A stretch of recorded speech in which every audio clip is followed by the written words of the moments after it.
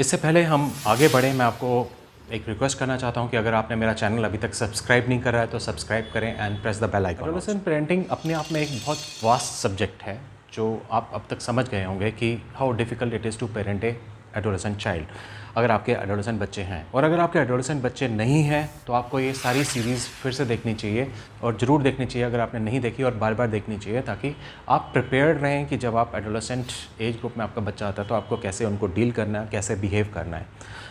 आपकी कोई दुश्मनी नहीं है आपके बच्चे के साथ, लेकिन अगर आप प्रिपेयर्ड रहेंगे कि उस सिचुएशन से कैसे डील करना है तो आप उसे बहुत अच्छी तरह से प्लेजेंट वे में कर पाएंगे।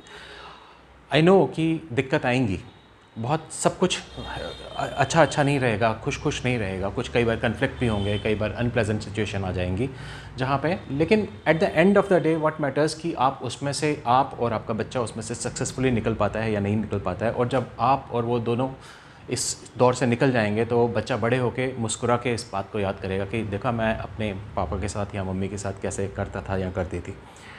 तो उसी सीरीज़ को हम कंक्लूड करते हुए हम लोग ये कहना चाहते हैं कि सबसे पहले आप अपने बच्चे को कभी भी उसके डिसओन ना करें। आप उसका बिहेवियर को डिसओन ज़रूर कर सकते हैं, आप उसके बिहेवियर को, उसके एग्रेशन को, उसके एंगर को डिसओन कर सकते हैं, उसको अस्वीकार कर सकते हैं, लेकिन आप अपने बच्चे को अस्वीकार नहीं कर सकते। आप बच्चे को किसी भी हालत में डिसओन नहीं कर सकते। आपका लड़का या आपका लड़की कितना भी इंडिपेंडेंट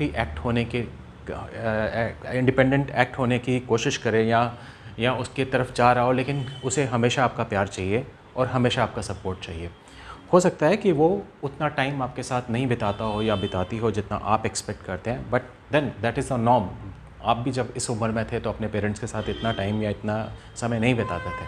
तो आपको जो भी समय मिल रहा है आप उसमें से कुछ अच्छा निकालिए, अच्छा सोचिए, और अगर कोई कहीं कन्फ्लिक्ट है तो उसके बारे में उसके बारे में एक रिज़ॉल्व करने की कोशिश करिए थ्रू डायलॉग, बात करके।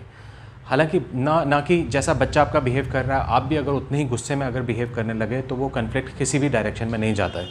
तो उसको रिज़ॉल्व करने की कोशिश करिए through love, through understanding and making other understand कि आप समझ रहे हैं उसकी बात को। ये ज़्यादा इंपॉर्टेंट है। आप हो सकता है उसकी सारी प्रॉब्लम नहीं सुलझा पाएँ, लेकिन अगर आप ये भरोसा दिला सकते हैं कि आप उनकी बात को सुन रहे हैं, समझ रहे हैं, तो ये अपने आप में बहुत रीअश्योरिंग रहता है इस उम्र के बच्चों के लिए। एक और बात मैं जो कहना चाहता हूँ कि आप जो है, इस सिर्फ एडोलेसेंट बच्चों के लिए नहीं, बाकी बच्चों के पेरेंट्स के लिए भी है, that you lead by an example. आप जो करना चाहते हैं, जो उनसे करवाना चाहते हैं, वो आपको खुद करना पड़ेगा। और जब आप खुद करेंगे तो आपको कुछ कहने की ज़रूरत नहीं पड़ेगी। They are watching you. दे में हो सकता है वो आपको सुने ना, लेकिन वो आपको देख ज़रूर रहे हैं। ये मैं पहले भी कह चुका हूँ।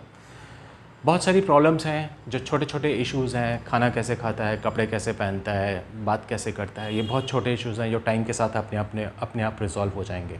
आप अपना कंसर्न बड़े इश्यूज़ के लिए रखिए कि कहीं आपका बच्चा किसी अब्यूज़ में इन्वॉल्व तो नहीं है, उसके साथ कोई अब्यूज़ तो नहीं हो रहा, वो कहीं पे किसी सब्सटेंस या ड्रग या इस तरह के कोई अब्यूज़ में तो नहीं है, उसके एकेडमिक्स बहुत ज़्यादा ख़राब तो नहीं हो रहे। सभी बच्चे टॉप नहीं करेंगे, लेकिन हाँ एवरेज।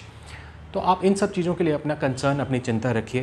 लेकिन ये डेली की बात है, उसने बाल कैसे बनाए हैं, कपड़े कैसे पहने हैं, कैसे बात करता है, कब सोता है, इसको आप ठीक करने की कोशिश करते रहिए। It is a continuous process.